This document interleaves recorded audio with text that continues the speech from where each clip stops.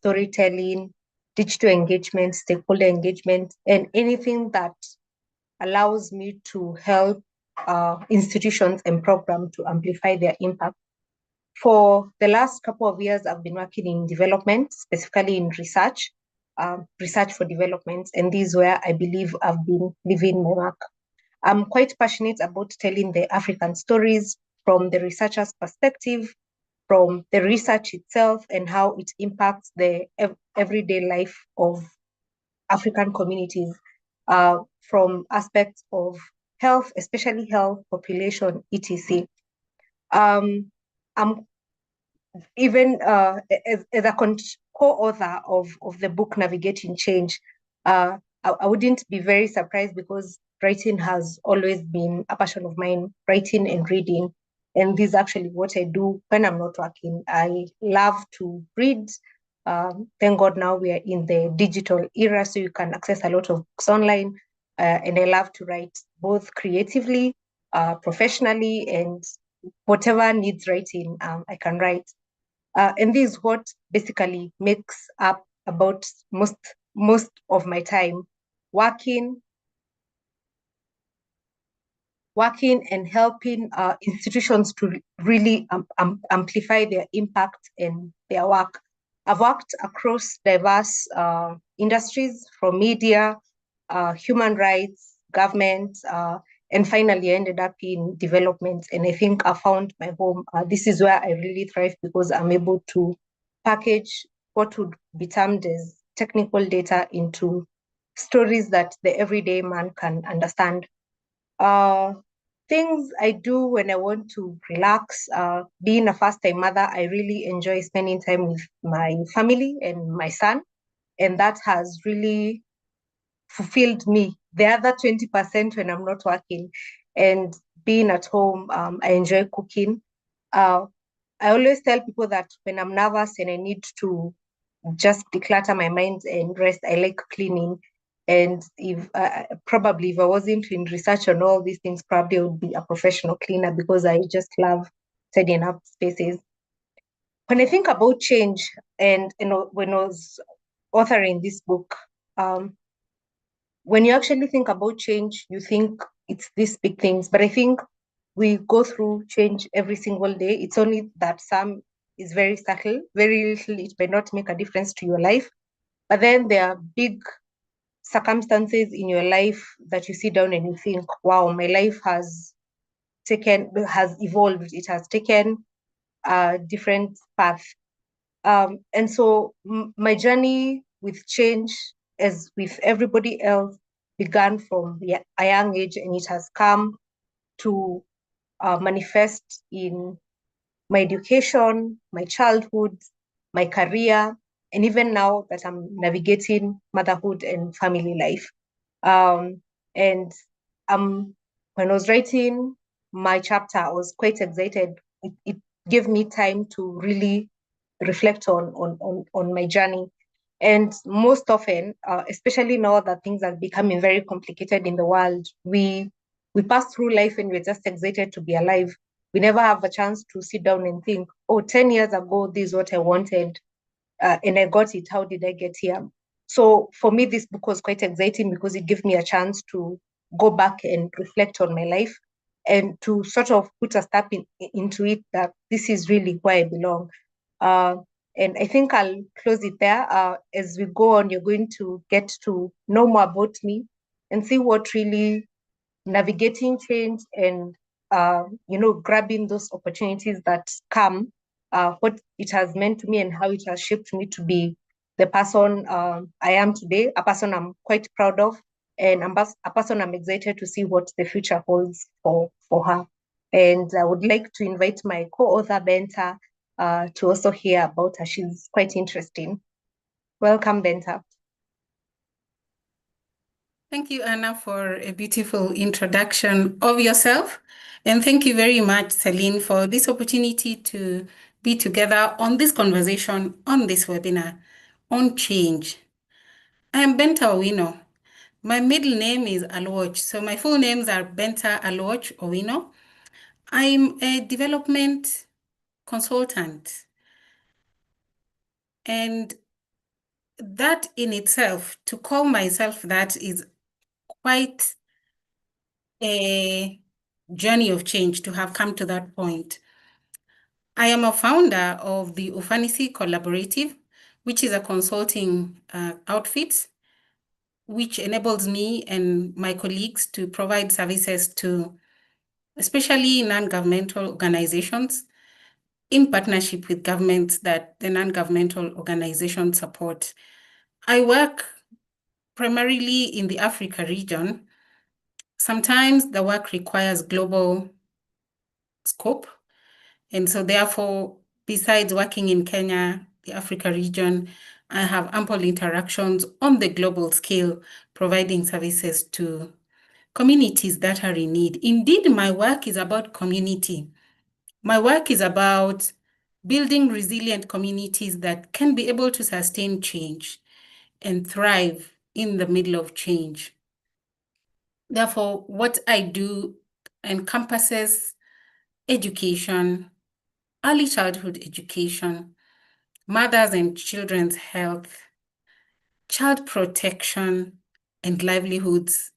It could be agriculture, it could be systems that enable availability of water to the most needy communities. Now, I found myself in the development sector after having started off my career in the private sector, specifically in the fast-moving consumer goods segment. And about a year into the work, I realized it wasn't the space for me. I realized that I'm actually made for work that's community-facing, that's social impact-facing. And so 1 year after my graduation, I registered for a master's degree that then transitioned me into development work, albeit my entry was in social franchising, which borrows a lot of concepts from the private sector. Now, my going into the non-profit sector was a great opportunity for me to also begin to work very deeply with governments. Now, my work therefore has really transformed over the 2 decades of my work. And when I say transformation, I mean growing through the ranks from entry-level work into mid-level management, into senior roles, and into providing policy-level directions and organizational level executive roles, which therefore takes me into this book that we have written, Navigating Change. This book was a great opportunity for me to be able to share my life's journey, fitting it into the model that was provided called Navigating Change. In the book, I provide insights into a very small portion of what I have experienced as change. I do believe that in time, I will be able to write another book that gives a bigger serving of my life's experiences navigating change. When I am not working, I am a youth and teen mentor. It is my purpose to see that younger people coming behind me are well nurtured into the workplace, into families, into community. And so I love working with young people, especially college level and young professionals, to be able to walk with them that journey to transition them into adulthood. I am a Toastmaster, which is a leadership and communications club, and I thrive in it because I love to speak. I love to share. I am a mother of beautiful girls, and that takes a lot of my time, just walking with them the journey and guiding them and anchoring them. I love to climb hills. Many weekends I'm out of Nairobi, out of the city, climbing big and small hills and mountains. Indeed, it's not just out of Nairobi. In the course of my travels, I often take the opportunity to connect with nature. If I don't find a hill, then I will be on the unbeaten path. All of that is a summary of who Benta is coming to this conversation with. And I look forward to us delving deeper into the conversation guided by you, Celine. So I want to hand it back over to you. Thank you. Thank you so much, ladies and Benta, for that lovely introduction. And I'd just like to ask our audience, as you can see, we have really amazing, remarkable women, as I had mentioned. So just let us dive right into the conversation, and we'll start right off with the Benta. When people hear the word change, many immediately think of loss of disruption. From your experience, what does it actually mean to thrive through change rather than simply endure it?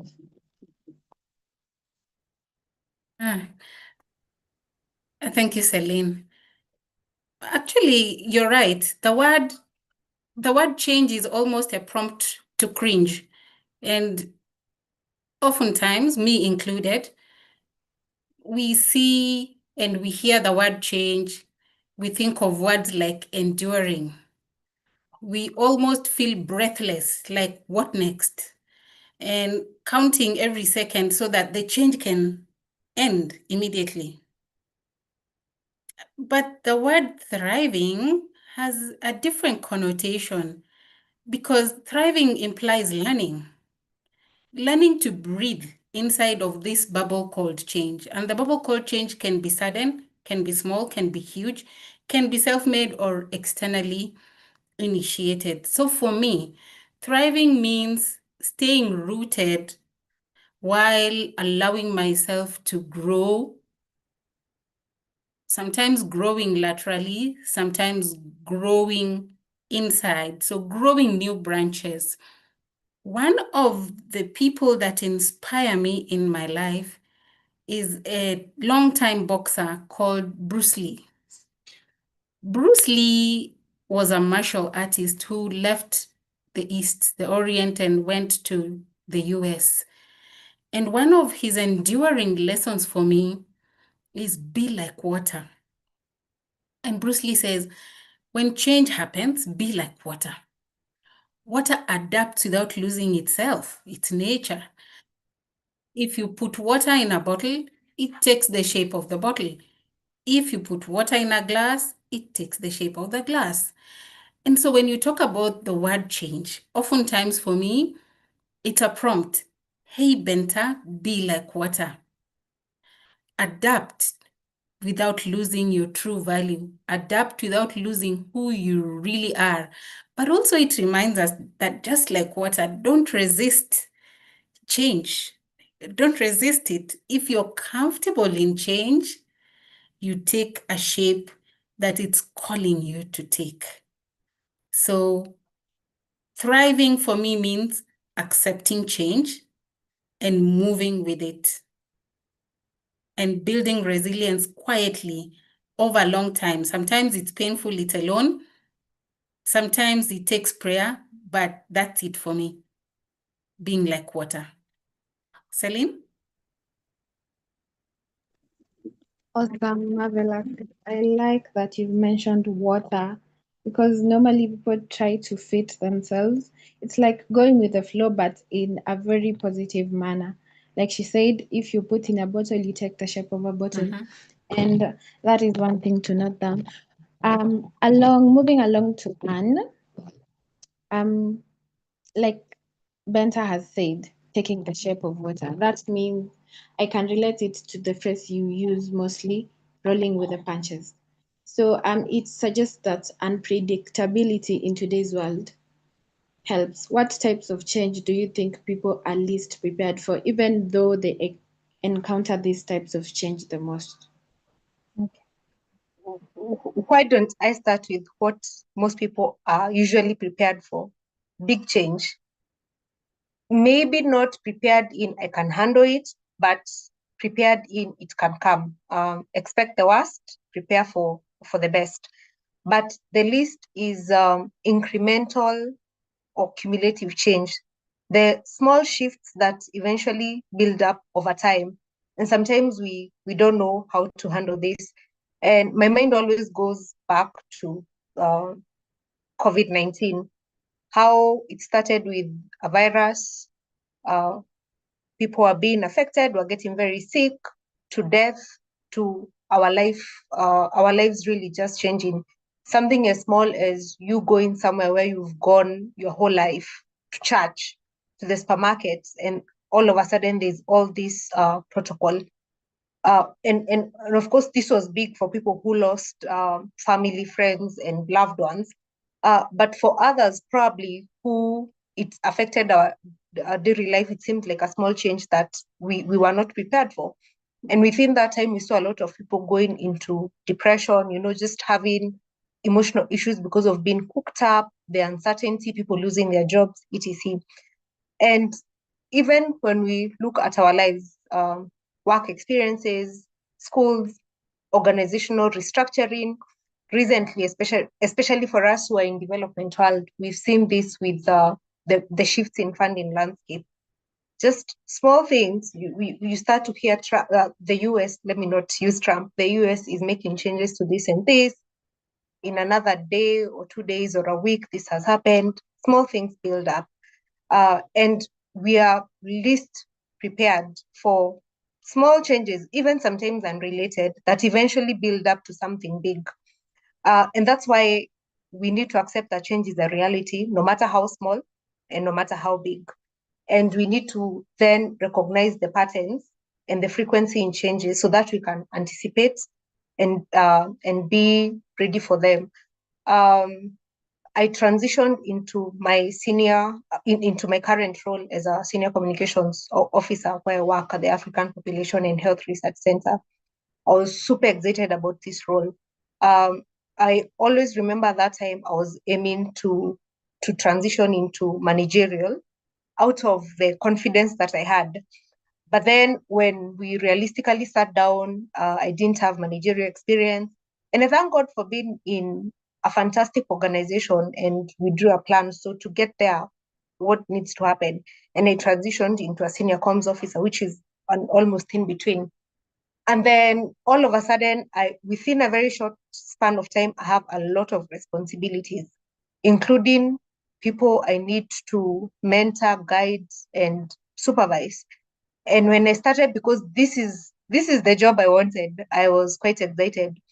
But then I realized, my God, how I was doing my work, how I was going about to deliver has changed, because more is expected of me. My new role has more expectations, and so a good opportunity can almost turn out to something that stresses you. And if you're already doing well at the level that you are, as I was, now you know that more is expected. And rolling with the punches, I rolled with it, and I had to go back and tell myself, you wanted this, and that role that you're looking to, whether it's at the manager level or director level or whichever level, you have to go through this. And funny enough, when I like most of us, when we want these big jobs or higher roles or the role next, you never really think, so what is this going to require of me? Will it be business as usual in how I was doing things? And the truth is, no. The more you get, the more that's expected. So you go from being the a tricky employee of having excuses, or I can't do this, I can't come into work because of this, I didn't meet the deadline because of this, to being the one that, you have to lead by example, you have to follow up on people, and you really have to up your game for yourself and for this responsibility that you've been given. It doesn't come, you wake up, and even with new roles, and you have this plate that is now full, but every day you realize, oh, people don't expect the way I was behaving when it's me. They have known me, I've been in the organization, but they don't expect the way we would have said support. Now they will say lead. Now they will say, what ideas do you have? Run with this. And you realize it just comes incrementally. And it's a bit scary. And there are times I've been scared and I've asked myself, am I really up to this? Can I deliver as I'm expected to? But I believe staying grounded, believing in yourself, going back to the core of why did I want this? I've gotten to this. What do I need to make it happen? And then starting to get even excited for the next challenge. Uh, across our lives, those in parenthood, uh, you get a young one. They're small. It's a bit challenging, and you think when the baby is a newborn, this is the hardest part. Then they outgrow that part, and within no time they're moving around. You're very stressed. And like for me in motherhood, this has been my case. What I used to think newborn was the hardest part. I moved past that. And every 3 months, as these young ones grow very fast, you're realizing changes are happening so fast, and you need to be on top of your game. But like I said, it's going back to why did I want this? And at the end of the day, is it making me happy? And that gives you the agility and resilience to grab that and to make it work and to push yourself and to challenge yourself. So yeah, rolling with the punches. We have to roll with the punches every day. If we gave up when our lives got the least bit of disruption, then most of us would have been long and forgotten. And you just have to rise to the occasion every time your life takes the smallest shifts. And think about that time where you've been okay, then all of a sudden you wake up with a blocked nose. And I know people give this example, and you really miss your nostrils from yesterday because you are breathing just fine. But deep down, if I take medicine or if I take our famous concoction, or with time, this is going to go away and I'm going to be okay again. I'm going to breathe just fine, and you're able to just navigate that. A very small change to breathing, and if you can, you feel like your life wants to just go at a standstill, but then you know that this will eventually pass. Just have to be strong, and you'll be back to breathing normally. So generally in life, you anticipate and you get ready that life can take a turn. Of course, that's not what we hope for, but it helps you to build resilience and to also think about the times that you've gone through worse things or bad things and you've made it out. For me, that's usually what I hold on to. When new challenges come, I think I've been here before, or I've been even somewhere worse, and I pulled myself together. I was able to navigate forward.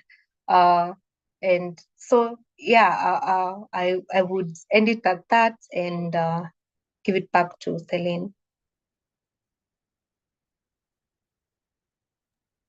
Thank you so much, Anne, for that. That was lovely. And I'm picking up that as we go through these silent challenges that we most likely do not prepare for them, we should always see them as things that we can jump over or walk over rather than roadblocks, and get the mindset that it can't get any worse, it only gets better, and you can do it.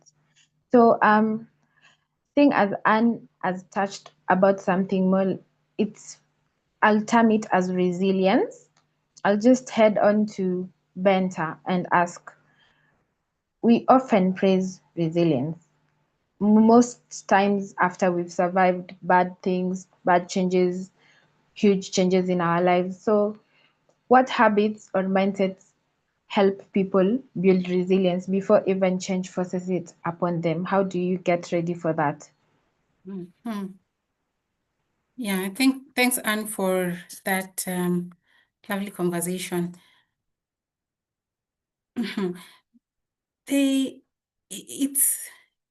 It's already obvious to us that we don't become suddenly resilient. Even in the examples that Anne has just shared, we don't suddenly become resilient. We arrive at the place where we need resilience prepared. So anticipating the next steps of our lives, we must work backwards and say, what preparation is required of me to arrive at my next step prepared. I was a Girl Scout in school. Actually, I was a captain. And one of the one motto of the Girl Scouts or the scouting movement is be prepared. What was it teaching us then at an early stage? It was teaching us this concept of pre-resilience or pre-silience. Now, what this means is anticipating in the various scenarios that life can land, that something is going to happen. It may be sudden, it may be planned, it may be huge, like COVID or a tsunami. But then it calls for each and everyone to be prepared.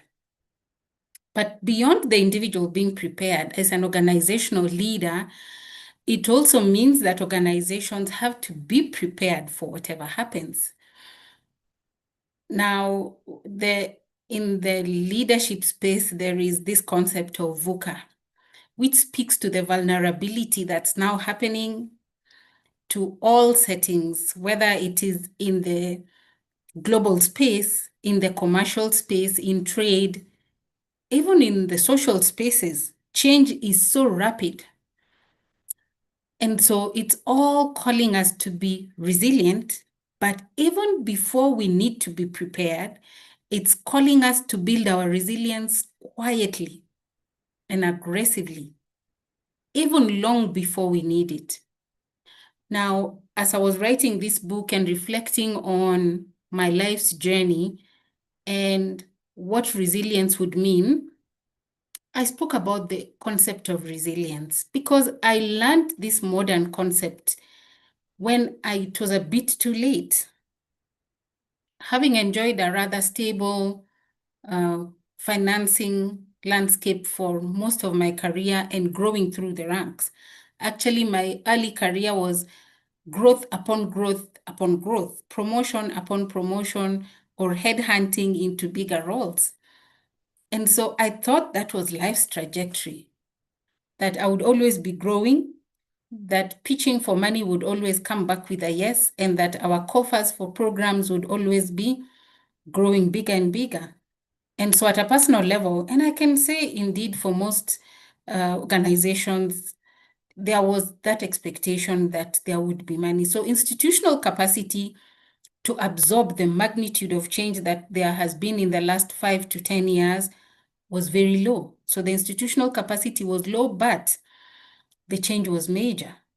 And so the concept of resilience began to take an added urgency when we needed it yesterday.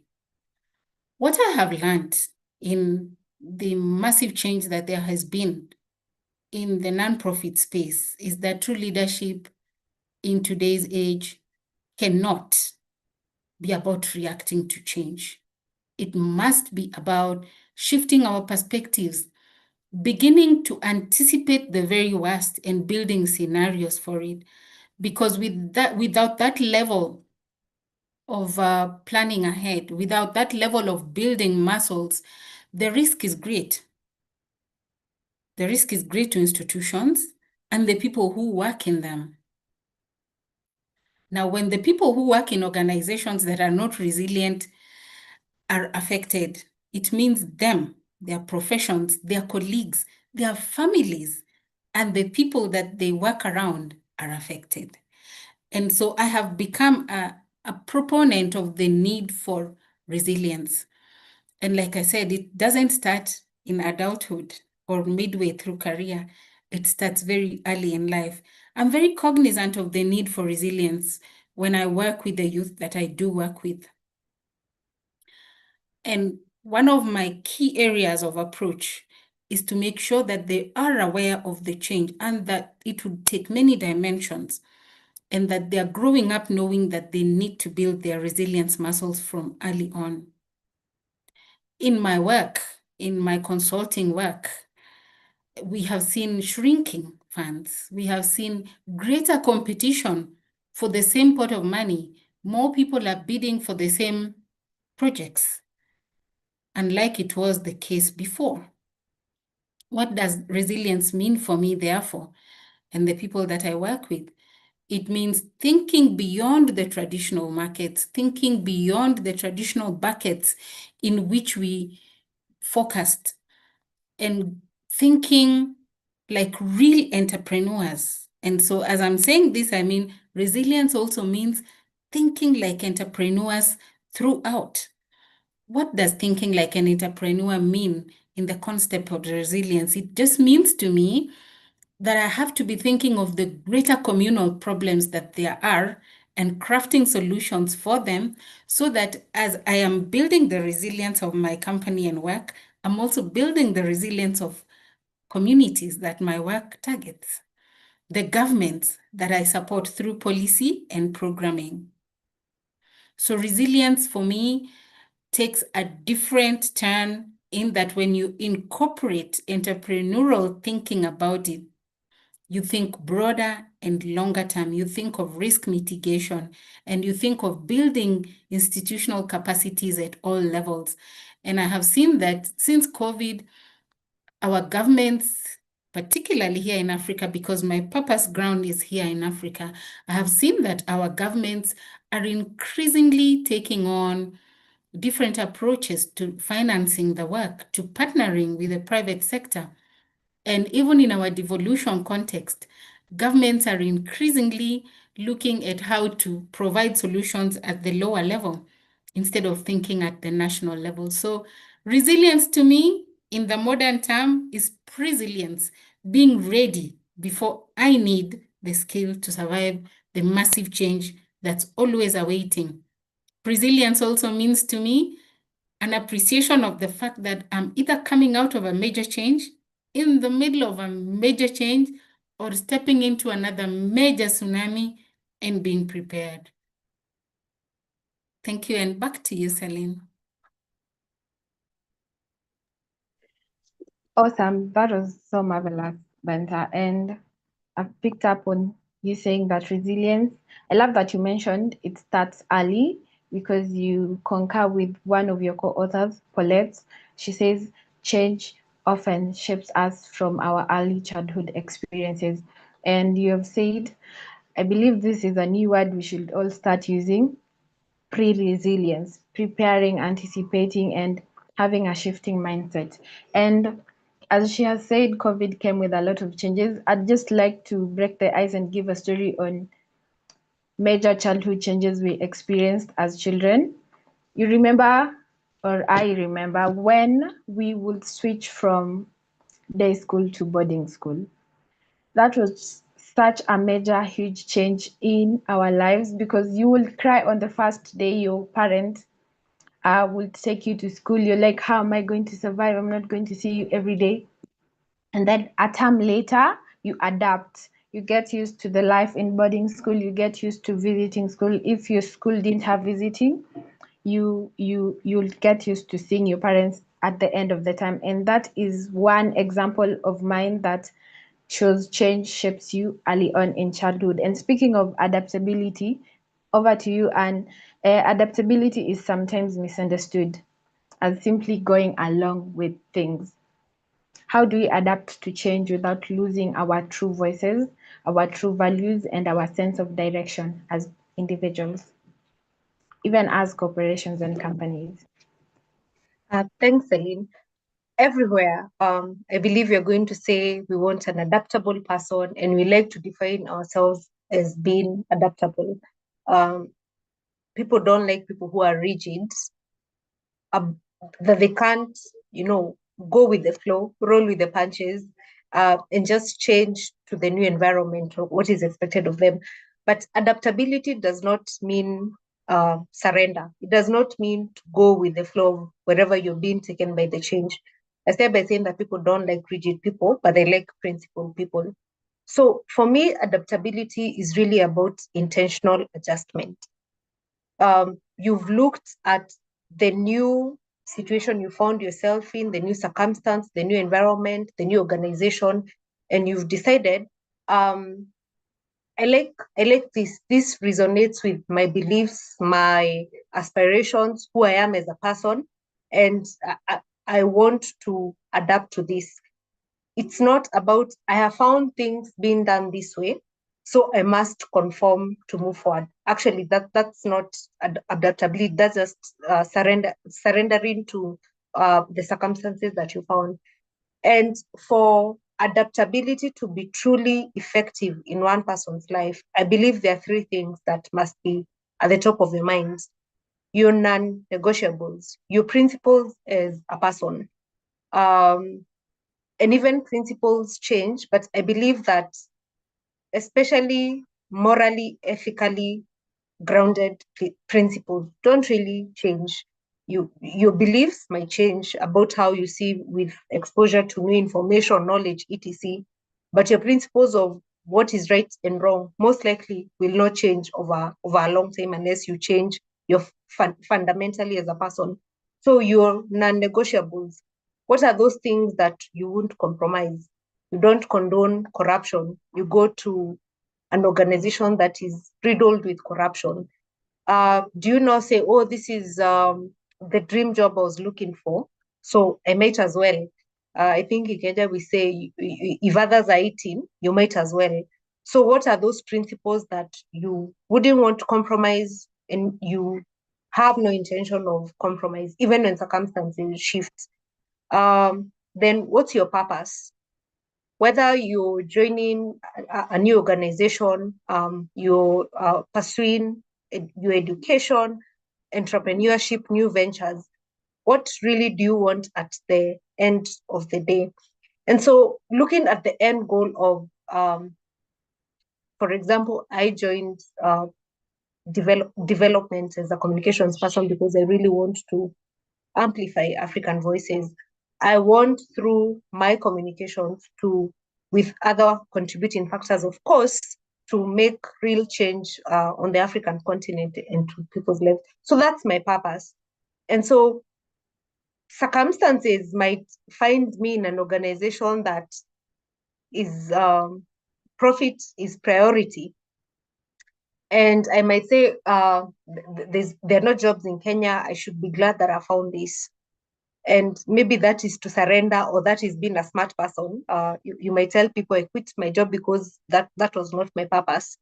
And to report myself, I was recently seeing a social media uh, uh, clip of a podcast, and the lady was saying, I got high-end jobs, not high-end jobs. I got big back jobs that were paying very well. But she thought this is not my purpose. I want to make real change in people's lives, and in these positions, in this organization, so I'll be making all this money. I want to be able to do that. And for a second, I thought, in this economy, can I turn down a job? Then when I really thought about it, I thought I'm being unfair to this lady, because even myself, even if I got such an opportunity, but it wasn't aligned, it has happened to me in the past, then I really wouldn't take it. It's a need.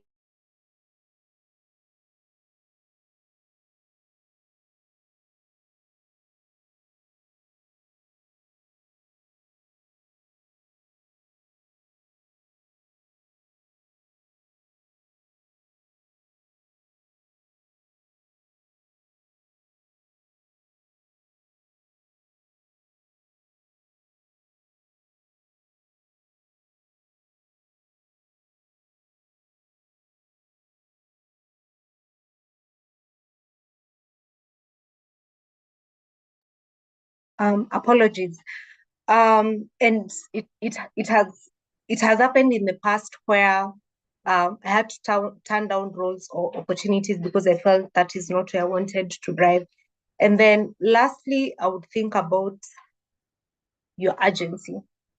Adaptability works best when it is your choice. You have looked at all those things, your purpose, your principles, and you've decided this is what I want for myself. Not because it's a default reaction of I have to streamline myself to what I'm being asked to do in this new organization, or even in your current organization, or by so and so. And if I don't, I might lose my job, or I might lose a big contract or deal that I was going to get. And so you've engaged and you've interrogated the situation, and you felt that this is what works best for me. I think that is when we can really say that I am an adaptable person, not just waking up and saying, okay, we are going like this. Why are we going like this? I need money. You're not looking at wholesomely. You need money, but are you going to be happy? Are you going to be okay with what is required of you in this new state? Are you going to still 2 or 3 years down the line still say I made the right decision and I'm proud of the decisions that I've made to take on this or leave this? So really, we have to be very intentional, even when we are saying that we are adaptable, or even when you're demonstrating adaptability. Over to you, Celine. Thank you so much, Benta, for that. So I've picked up saying intentional planning, intentional alignment, and knowing your principles. Don't just go along with the flow and you're just flowing anywhere. Flow with the direction. And I just like to pose a question, since you're talking about adapting and being resilient. And I have to ask Benta to give out a 30-second tip on this. How do you stay resilient while changing without feeling burnt out? Or when you feel burnt out, how do you maintain that momentum? How do you take care of yourself? Okay. Thanks, Aline, for asking that question. I'm lately supporting my church group and my mentorship group through a series that we have been calling self-care. And I do hope that I'm also practicing it in my life. In my introduction, I talked about me taking time off to go climb mountains, to go hike. The level of clarity that it gives me is unmeasurable.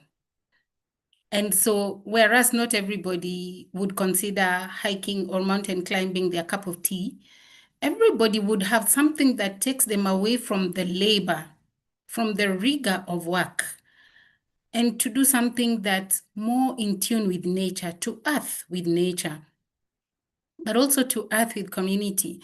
And I know that in the present community, there's a lot of thinking about individualism. But I would like to say that in navigating change, community provides solace. And so it's important for everybody to find a community, to find a tribe of people who have the same values and ethics that you can be with, to declutter and to take off, just so that you're remaining anchored, you're remaining focused, but also you're finding space to refresh and think of new ideas. Actually, some of my best ideas have come out of my hiking and mountain climbing experiences. Sometimes they have come from my walk in the morning, and I walk most mornings when I can, when I'm in a place where I can. I aim for about 7 to 10 kilometers every day. It keeps me sane, but also it keeps my heart pumping, and the level of clarity that it gives me is at an immeasurable level. So for somebody, it may be gym. For somebody, it may be, I don't know, whatever it is, but everybody needs to unwind and unplug so that they can build a more resilient spirit, a more resilient body that then carries them forward towards their spelled out goals. But even having done that, still some things will fail. Some things will still fail, but you'll find a way to work around them. Thanks. Awesome, awesome. And as she has mentioned, she likes hiking and climbing mountains. So I'll pose this question to our audience today. What is that one habit you use to unwind, to keep you sane, and to keep you grounded?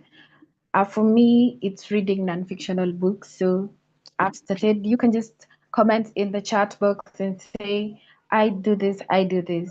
Still with you, Benta.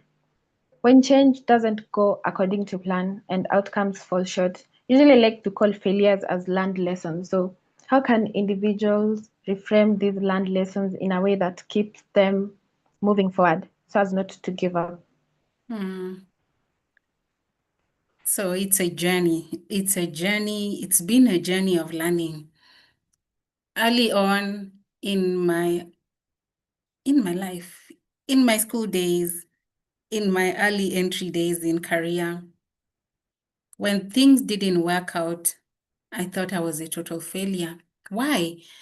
Because the problems and the challenges early on were pretty, if you use the mathematical concept, they were pretty arithmetic. 1 + 1 should equal 2. But as we grow, and especially if we are growth-minded, as we grow, our problems change in nature from simple arithmetic formations into proper, sometimes trigonometric, sometimes very big formulas that are hard to calculate. But what that has taught me, in that as life gets more complex, I stopped calling everything that didn't work a failure. Why? Because not everything that I planned out worked as it did. And I also learned that change doesn't work according to plan. And the ambitious goals that I set out for myself don't always achieve the outcomes. So outcomes will consistently fall short. But now when I look back in retrospect, I can say that even though the outcomes fell short, they were really major achievements. Let me just share one example.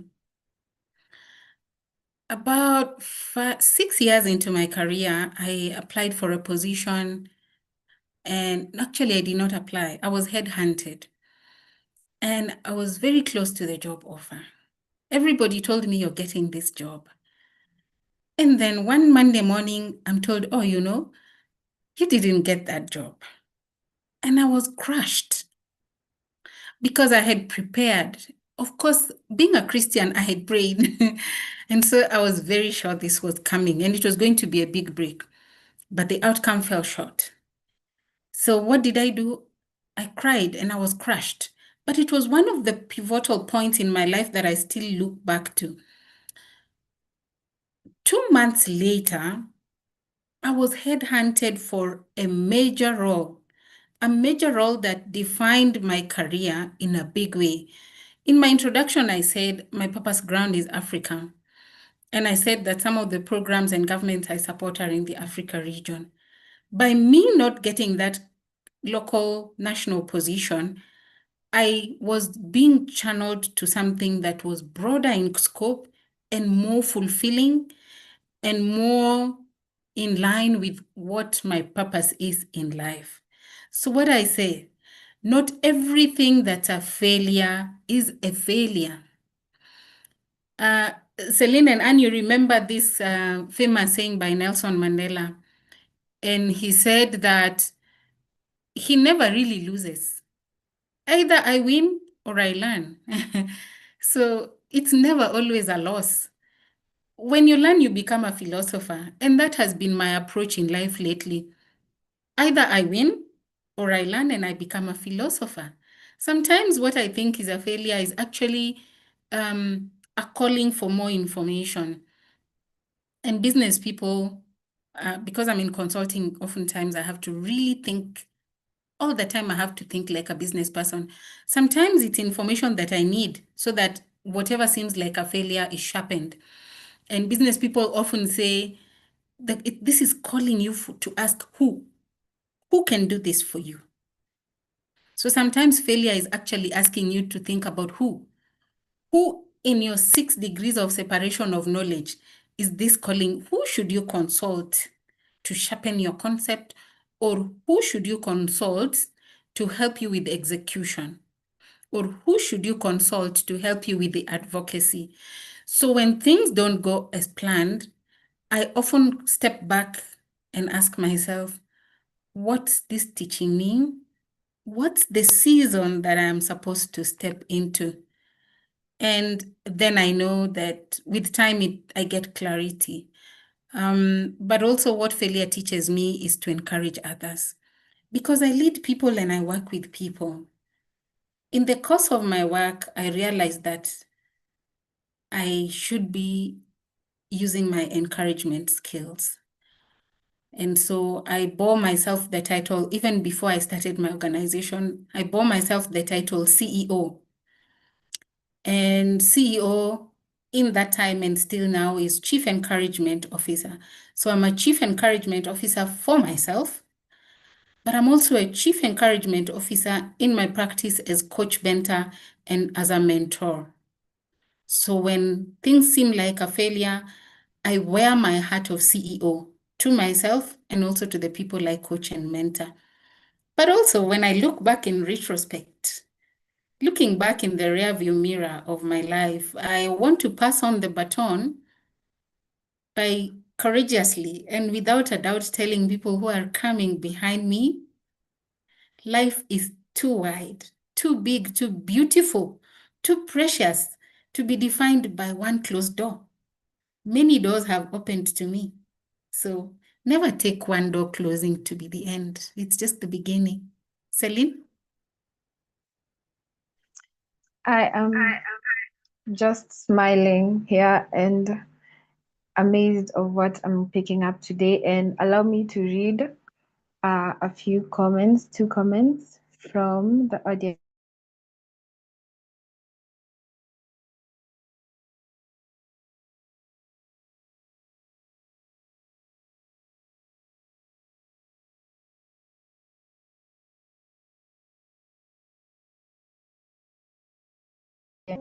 Clean, read, hike, zone off for quiet time. She has a whole list, and that is so amazing.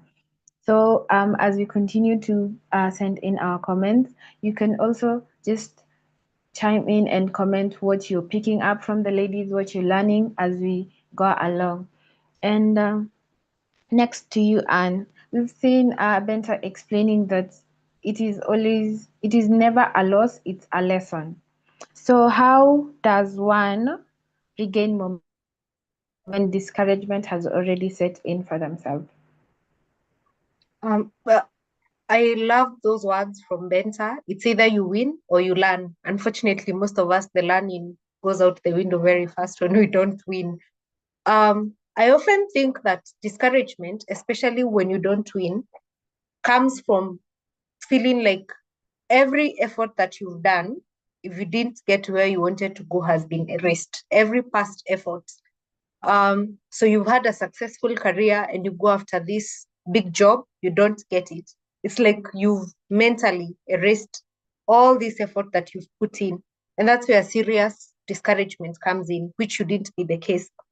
And it's important when you go through discouragement, disappointment, when you don't get what you are aiming for, to pause and process.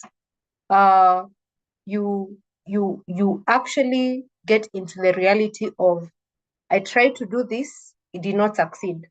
And sometimes even it's not in our hands. You go for a job interview, the pool is very competitive, you don't get the job. There's really nothing you could have done.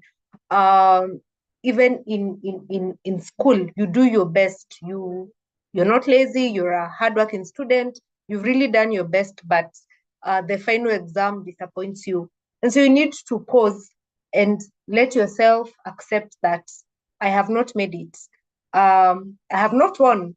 And instead of rushing to the next thing, you always, when I was thinking about this, when you asked me, I quickly went to people who gamble or play this, or not even gamble, even pyramid schemes, quick get rich scheme. That's the word I was looking for. And of course, sometimes gambling is an addiction, but let's talk about pyramid schemes. So you invest money, you lose in one pyramid scheme. When the money goes, you're sad, and then you're already thinking, can I look for another scheme to get into to make the money very fast? Instead of pausing and actually thinking, gosh, I've lost 500,000, I've lost 100,000. And I wouldn't want to be there again. So it's the same thing even with losing big opportunities or not winning in whichever capacity. We need to pause and allow ourselves to be disappointed. Then after you're disappointed, you need to pick yourself up. Benta has said to rephrase her words, you're your biggest cheerleader.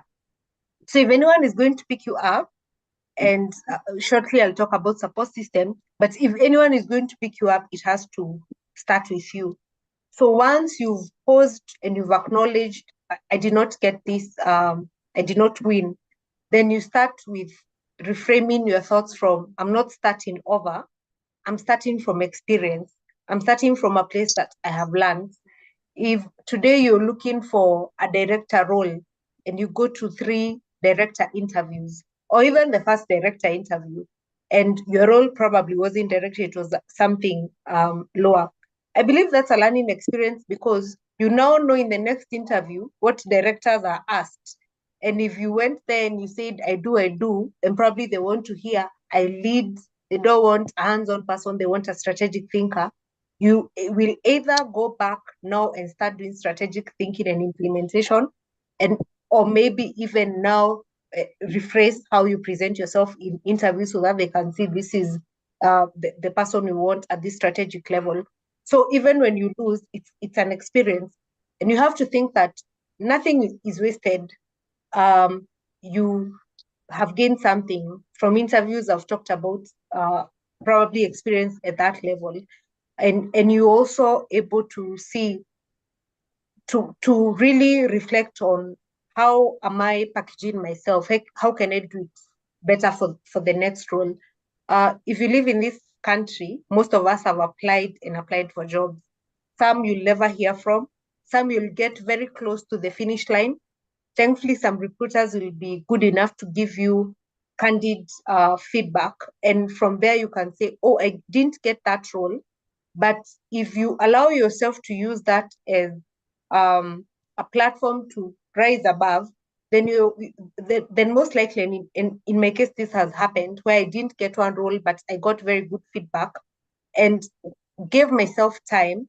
And when I quote unquote launched back, I was able to secure an even better job. When you're restarting and when you're regaining momentum from disappointment, it's important to lower your threshold. And I know that might be controversial, because you're saying, if I was aiming to be a manager and I didn't get the manager role, should I now lower myself to something, a smaller role? Sometimes yes, sometimes not. Lowering your threshold does not mean that you minimize your dreams and your aspirations, but it means in how you're pushing yourself, because sometimes we push ourselves to too much perfection. And we need to leave room for disappointment while still doing our best. So you take one day at a time, one achievement at a time, and rather than saying, I've lost this, I've not won this, I'll be back next week, I'll be back tomorrow. No, take it at a threshold. And then you aim for progress, not perfection. You've wanted something for years, and you've not gotten it yet, but you've made steps towards it. And that goes back to also being able to manage your own expectations and being realistic with it, so that you're not aiming for, I must get this. If you don't get number 1, for example, in a race, you can get number 2, which may not be number 1, but it's equally good, and you can get number 3. So we're looking for progress, not perfection. And now tapping into your support system. This might be your mentor, your family, your friends, your colleagues, who can encourage you. Because most times when we go after big things that matter to us, we tell somebody, even if it's just one person. And if we don't tell somebody, then we tell God. And so even tap into God if you have nobody. If you shared with nobody and you have nobody, tap into God. If you have people that you've shared with, tap into them, people that can encourage you. And most times when I've been very disappointed, I know my biggest cheerleaders have been my parents, who've encouraged me to, these things happen and we'll get more opportunities, and they have come. And then you're probably losing at that point, but you've won many times before, even small wins. So going back to that in your mind and thinking, I have actually won before. I have made this and this progress here. And celebrating that or holding on to that to anchor you. A couple of years ago, when I just started my career, when I was working at the Human Rights, I worked for some time at the Human Rights Commission. So I get into this job at an internship level, but within a few months, I was already absorbed into the organization, and the work was going on well, the project was going on well. I could really see myself. I used to hear people there have said, I've stayed here for 10 years, 20 years, and I could really see myself in this organization doing human rights work for a long time. I had even now started to see my higher education where it's going to go, still doing communication, but that's what I was going to use it. And so after some time, as with funded projects, funding came short and the project had to close up. Now, I was already getting very stressed because I had built these expectations, and they're not even expectations because they were my lived reality at that time. I was doing work that I enjoyed. I was meeting people. I was really getting exposed. And I think it's the first time being out of school into career, and also being young, that was doing a lot of traveling to places I'd never been. So really, this was a job I wanted to invest in and grow in. And so thankfully, we were given a grace period of it's eventually going to end, but there's time. And this month leading up to, I was completely stressed. Thankfully, I got a fellowship just after finishing, and I went into the fellowship. Again, it's a fellowship I wanted. I was very excited about being in the fellowship. Midway through the fellowship, I get a really good job offer. I had been applying for jobs since I realized the project was ending. And so when the job came, it was you either leave this fellowship or you go to this new job. But remember, my purpose since I could remember was really I want to make an impact in the society. And this fellowship had opened my mind, my doors, networks. I was like, I can't leave it. And so I let go of the job, and the fellowship ended. And I went back home with no job. Now you've studied, like you have now your papers, you've studied, but you don't have a job. And it might be okay if you were not looking for jobs, but I had been given a job, I turned it down. And this has stayed with me vividly for years. I always remember that the month, I think 2 months after that, I was quite sad, quite depressed. And I used to ask myself, you're back to being jobless. You let go of something that could be keeping you busy, could be giving you money, and now you're back to being jobless. Where do you start from? And even getting jobs even then is as hard as it is now. Maybe even now it's worse. And so you apply for jobs that you think you qualify for, you're not getting them, you leave them, you go back to internships, volunteer work, etc. And luckily, after some time, I got into internship. And part of me was happy, my family was happy, but I used to ask myself, so you've refused to work to go back to being an intern? And I would even sometimes look at the certificates I got in this fellowship and I'll be like, is this even worth it? Is it going to help me in any way? And I was feeling I've let myself down. I'm never going to get a job, just really beating myself up. When I started this new opportunity, I was able to rebuild my momentum. One, because it was work that I enjoyed. And it reminded me, if I had gone this other direction, probably I would have been very far from the career that I wanted, which was in development. And so even in the internship, I began to enjoy, I began to thrive. And within a couple of months, it's like this bad thing that tormented me and made me lose weight for months did not happen. And I moved on. And I'm glad to say that that internship opportunity was extremely pivotal in my life because it's what cemented my work in development, going on from internship to being absorbed. And looking back, if I really hadn't picked myself up, it had been like, oh, now I've lost this opportunity. And, I don't want to rise. I don't want to go back to being an intern. What will people say about me? They have known me to work in human rights. No, I'll be telling people, no, I'm back to being an intern. If I hadn't really pick myself up and say, I have to move on from this and I have to grab this opportunity, I can confidently say I wouldn't be here today. Over to you, Celine.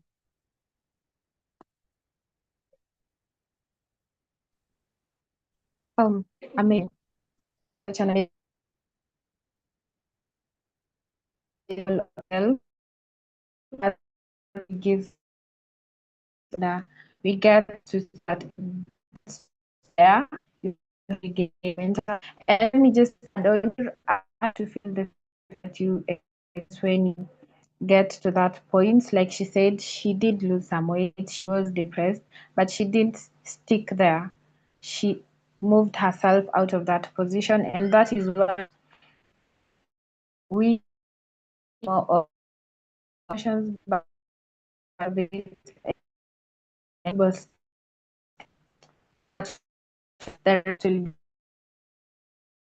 that also from a point of knowledge, not ignorance, from a standpoint. It's like when you remember when you stop yourself, not from the bottom again, you just continuing the middle until the top. And that brings us to change beyond individuals that Anne always known she wants to make in the community, in the humanitarian sector. And I'll just start ahead with Benta. Change rarely happens most likely it happens within ourselves, most likely in isolation, but with other communities, organizations, change possible. Only it's not to unveil. So how can individuals set their own transitions while still being present and supportive to others who may be struggling differently? Okay. Thank you, Celine. In thinking about being there for others while also being present for the self, I'm thinking about the principle that leadership during change is not about pretense. There can be a temptation to pretend to be strong, but rather it is in being present. And in being present, the leader is being vulnerable enough to say that I'm also navigating this with you. I'm navigating too. It's difficult for me. I don't have all the solutions, but I will hold the space with you and for you. Today, some of the people I work with have been informed that they will no longer be on board the program. And I have seen the humility of some of the leaders with whom I work who have used that very approach by stating that I'll be present with you as you navigate. I don't have answers, but I'll be present with you. I, in my introduction, spoke about my daughters. And because they love animation, movies, and musicals, particularly musicals, I find myself drawing a lot of lessons from them. Last 2 years, there was the movie Mufasa, The Lion King, for those who have watched. There's quite some rich African wisdom in Mufasa. So, for example, in one of the scenes, there is King Mufasa, and he's just encouraging the young lion that if you're patient enough to trust my leadership, we'll go together. And so it goes something like this. Allow me to sing it just so that it comes to life. If you want to go fast, go alone. If you want to go fast, go alone. There's the road, off you go. But if you want to go far, we go together. So good, so far, we go together. Now, that lesson in there is that during the navigation of change, it may not necessarily be how far one individual goes. It may just be that going together takes you farther. So speed versus scope is important. In my life and in my professional life, I have learned this because in the development sector, the way programs work is that they have very short tenures.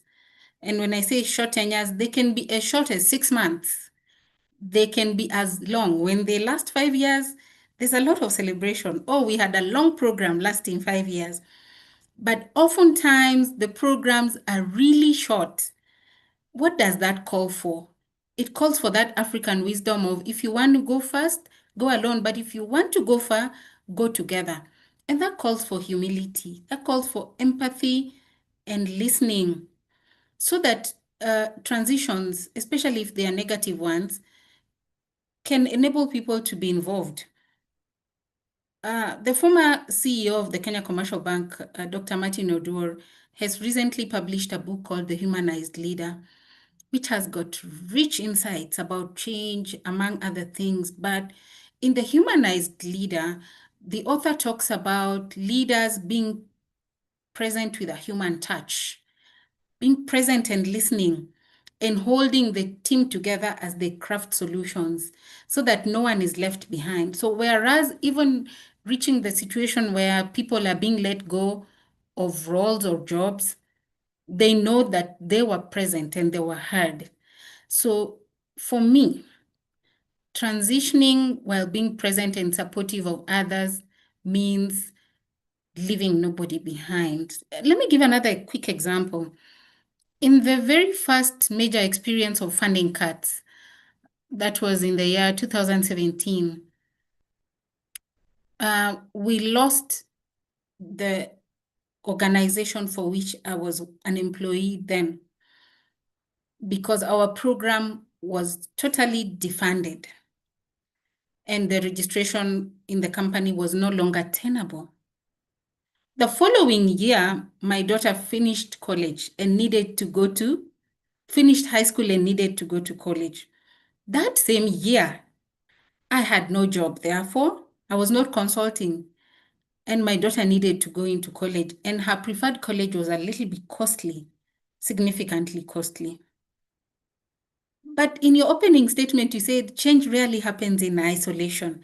Another major impactful change that happened in that year was that my mother was diagnosed with cancer. And so her treatment began, which is very aggressive, and her cancer was very aggressive. Change rarely happens in isolation. And the temptation in me was to wallow in the pain. Thankfully, I met a friend of Indian descent who taught me a principle that I still carry with me to date. And she taught me, because you're going to fall into many problems. Say it 3 times. 3 times. You can cry, kick, do whatever. Say it 3 times. And the 4th time, you should be saying how you're moving on. And so in the depth of what I was going through, the turmoil that was looking like a tornado, I embraced that principle of say it 3 times and then move on. What does that mean for supporting others? It means that I was heard many times, 3 times, but then I needed to be supportive of the people around me in my family to move on. It means that I needed to stand in the gap for my daughter to also grieve her grandma and move on into college. And so in the following January, we packed up and I took her to college. We were grieving, but we knew that we were navigating that change not in isolation. We were navigating it together, and we were supporting each other. In the face of major changes, oftentimes we are present in the workplace and we are absent at home, and that's a tragedy. I am learning more and more that the family setup is so critical to everybody who belongs to one. And for those who do not have a family setting per se, you can create a tribe. But to be supportive of one another in the family, as well as we navigate the challenges that are taking place in the workplace with equal rigor, with equal thought, with equal empathy, should we be there for our family members when we need to navigate change. So let's navigate this together. If you want to go fast, go alone. If you want to go far, go together, because change rarely happens in isolation. We need each other. We need empathy. We need to be humanized leaders. Back to you, Celine. Thank you so much, Benta. That was lovely. And I love that you closed out with, if you want to go fast, go alone. If you want to go far, go together. And speaking of togetherness and community, before we head on to you, Anne, allow me to read 2 comments from our guests. Monica Wanjiru says she has learned to be like water, great words to live by, especially in adapting to sudden and unexpected change, such as sudden job loss, which can be very disorienting. Yes, and we have Esther Baraza saying, aim for progression, not perfection. And Esther is one of our authors in recent volumes that Zion Pal Publishers has released, named Bounce Back. Thank you so much for interacting with us. So Anne, as I was saying, there is community, there is culture, there is organization. So cultural expectations, family pressures, and community norms often shape how we experience change. How do these factors complicate change, and particularly for women? I'll start with a small reflection, because this is always on my mind, and you'll see why it's always on my mind. When I was beginning my career, I was meeting these women who, let me use the word, had it all. I know no one really has it all, but in my mind, had it all. They had thriving careers, they had families, children, a husband. They seemed to have the community.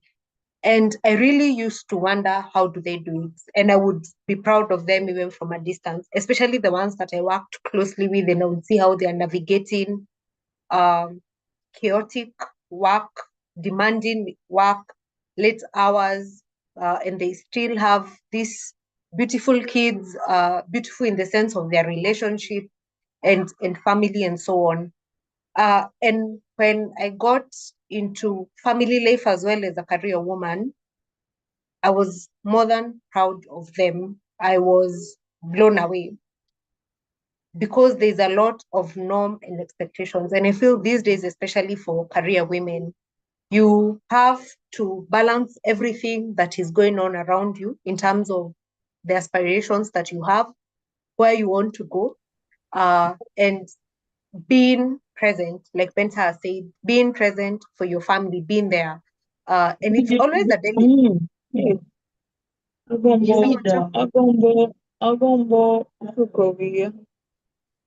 Someone needs to mute. Sorry, let us have our microphones on mute, please. Thank you, Anne. Emily, please mute.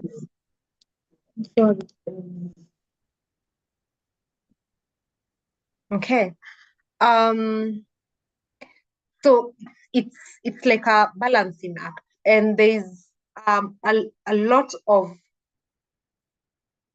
expectations from the society in this sense.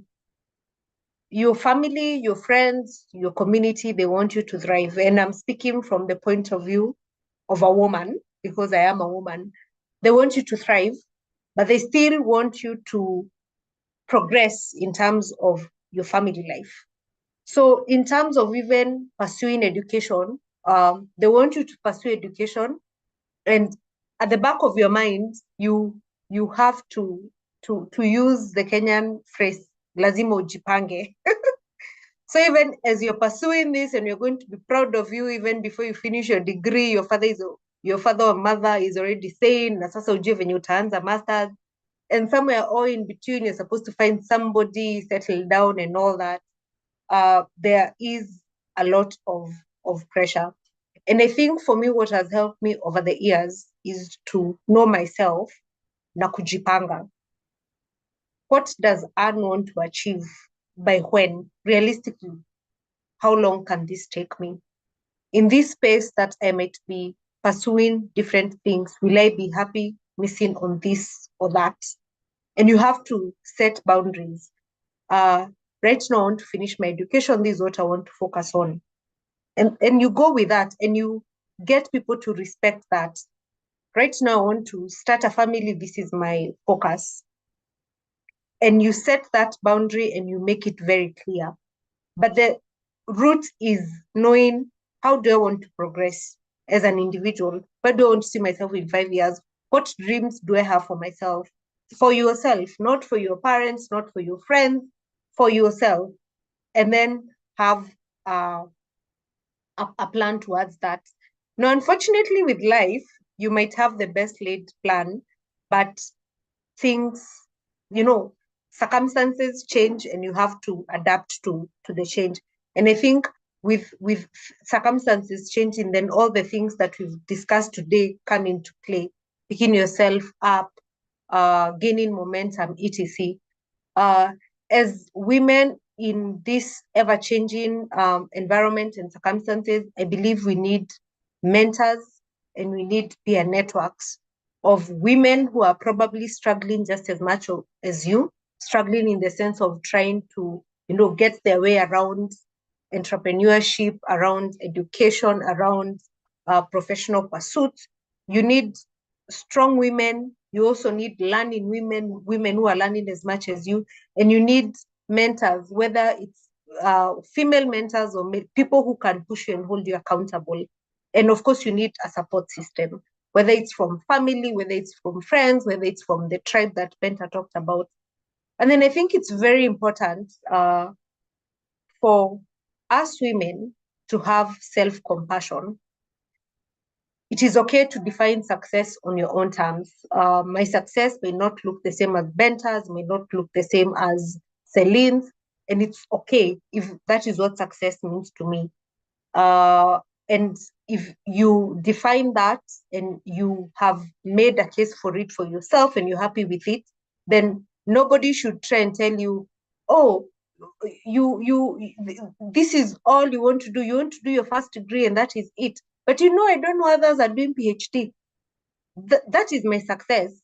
Probably even when I was growing up, I didn't ever think I would ever get a degree, so I'm quite happy. And if I get the degree and I push myself to a master's or that and that, well and good. But I have defined success for myself.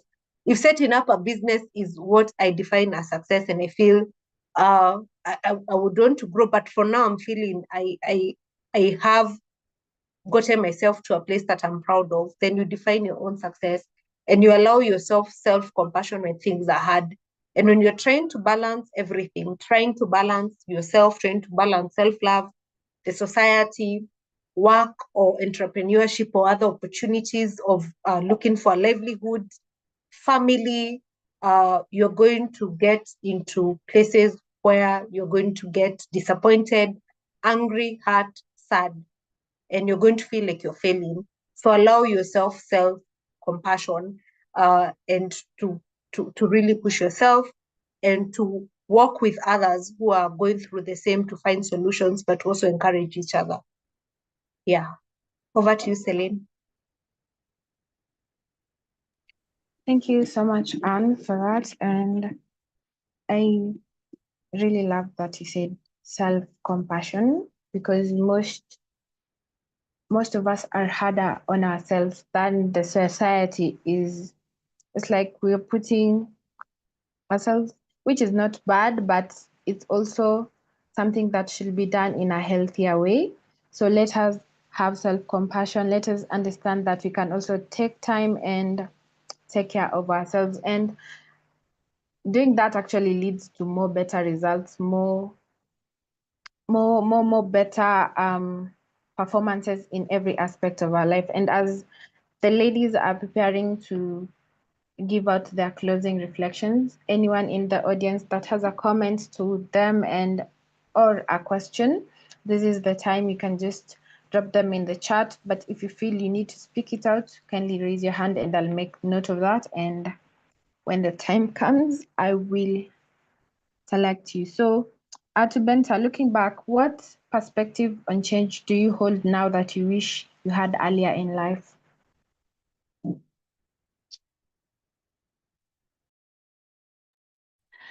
Yeah, many.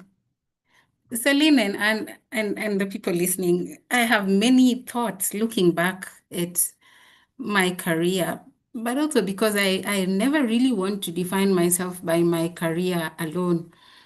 I take a very holistic view. And for those who will do the good job of reading the book in the chapter, they will notice that I speak about faith. And as I speak about faith, I talk about some of the affirmations that Anne has just spoken to, showing up for myself and reclaiming my strength and speaking worthy truths about myself.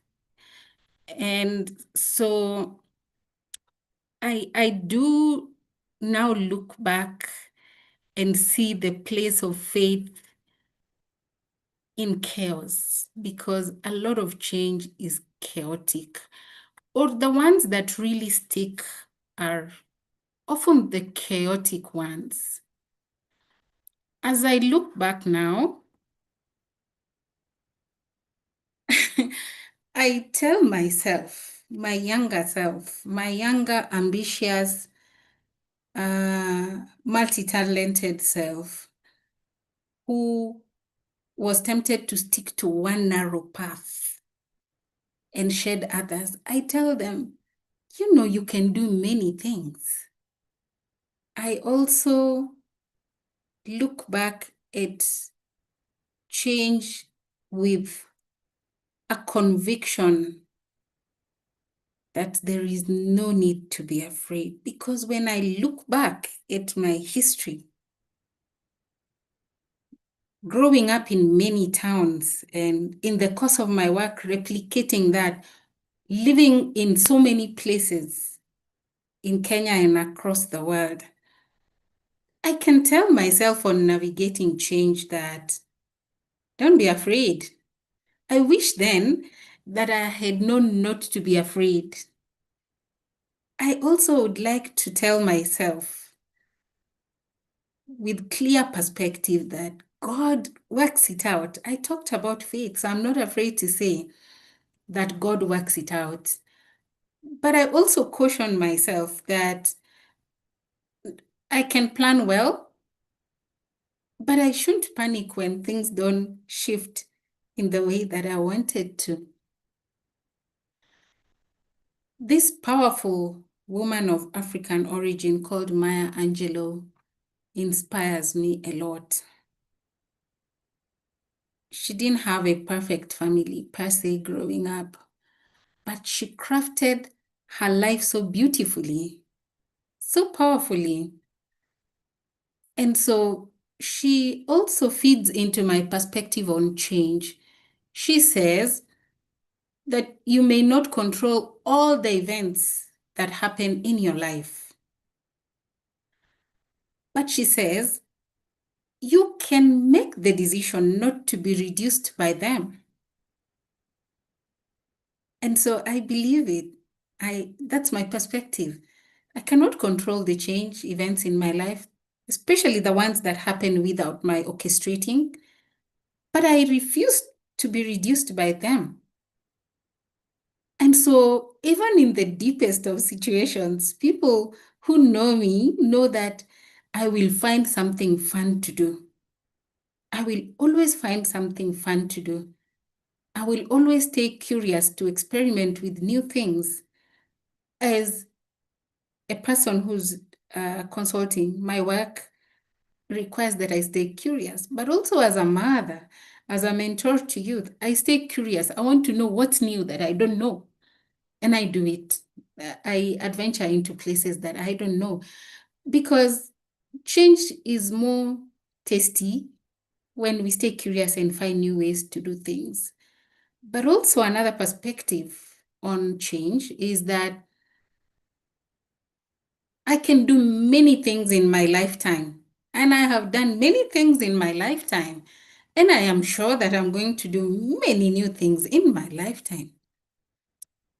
So my perspective on change is, don't be too hung up when you lose one thing. Keep moving, keep navigating. I could go on and on. For those that are listening to this webinar, I'd encourage them to get a copy of this book, Navigating Change, by powerful women authors. It's such a rich roundup on the subject of navigating change. It's not to be missed, because a lot of the things that Anne and I have spoken to this evening are so beautifully described in the book. People have described their lives, their childhoods, their career lives, their present, and their aspirations for the future. My perspective on change, it's going to work out. Don't be afraid. Keep navigating. Just as people who surf keep navigating, surf the waves. Who knows what lies above? Who knows what lies ahead? Thank you. Back to you, Celine.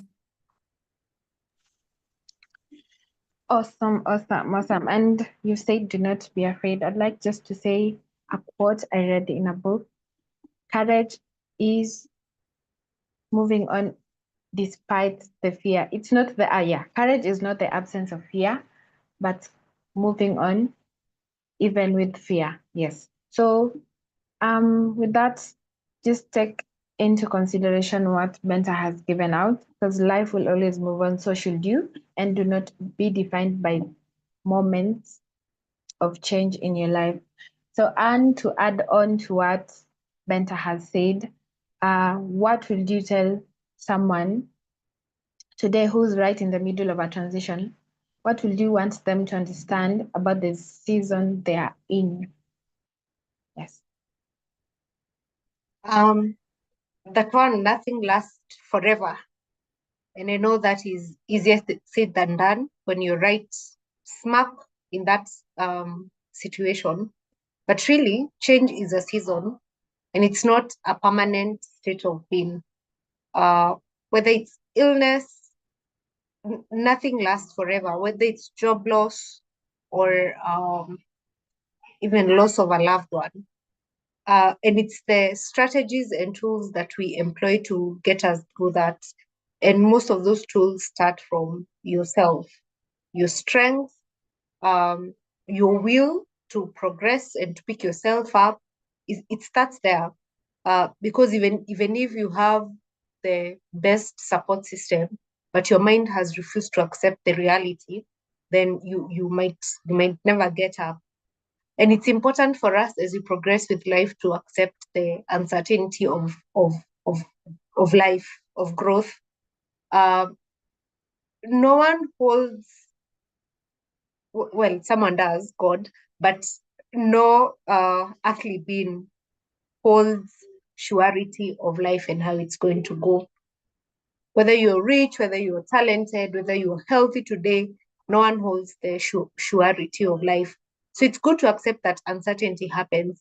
And when they do, as I said some point within the session, you may not be prepared exactly for what has happened, but you need to have the tools inward and outward to be ready to, adapt, be resilient, pick yourself up, etc. And it's important for us to focus on the controllable things. So something happens in your life, for example, COVID-19. Really, that was out of our control. I think the most that was in our control was for you to stay safe, take care, wear a mask, avoid been in crowded places, honey. But really, flights were halted, borders closed, and no one could hear when you say, oh, I needed to travel abroad for this, I needed to go to school. It's closed, it's out of our control. So you focus on the controllable actions. What do you need to do? You need to take care of yourself.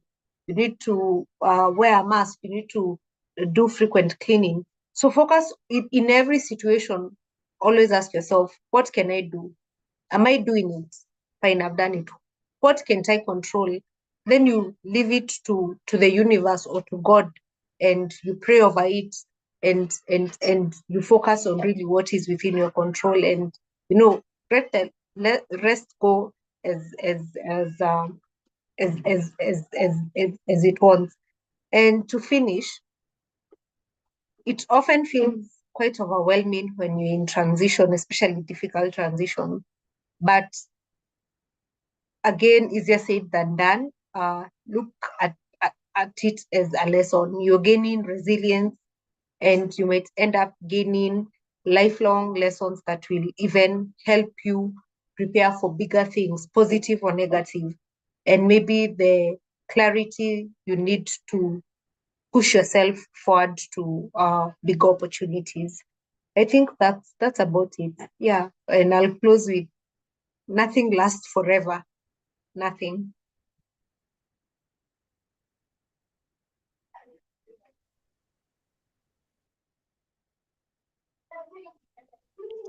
As she has said, nothing lasts forever. Still, anyone who has comments to our panelists today, this is the time.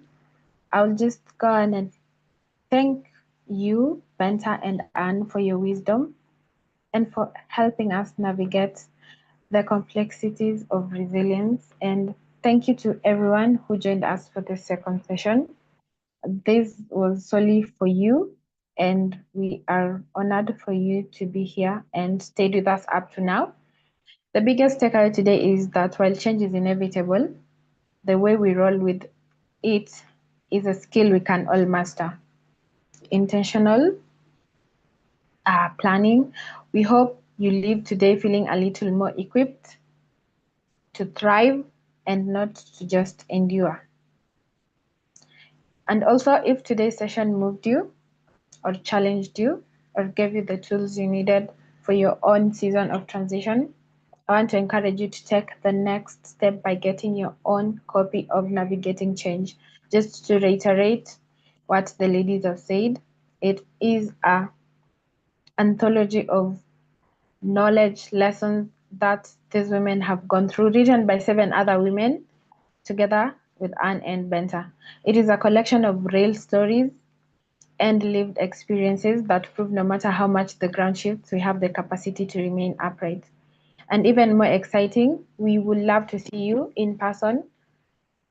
Please mark your calendars for the official book launch, which is happening on the 20th of February 2026 from 2 p.m. at the Weston Hotel. Be part of this celebration, the deep dive conversations, and the community of people committed to rising together. So kindly allow me to share with you the links to how you could purchase the book and RSVP for the launch.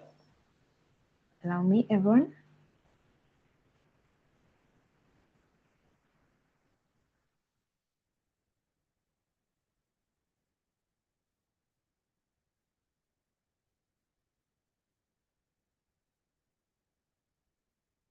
I have just shared the link in the chat with you all. You can use that to get access to the pre-order copy of the books and access to how you can RSVP for the launch. We will be expecting to have you all, and those on YouTube could check the link in the comment section. It will be provided for you all. And allow me to read one last comment from Beatrice Ocheng. Acceptance is not resignation. Acceptance reflects reduced struggle with the reality, allowing energy to be redirected toward adaptation and meaning. In simple terms, accepting is not taking it all in, but redirecting your energy towards something that could be useful to you. Thank you so much, Beatrice. We appreciate you for the time you've been here with us. And on behalf of our incredible panelists, Anne and Benta, and the entire Zion Pal Publishers team, thank you for spending your time with us today.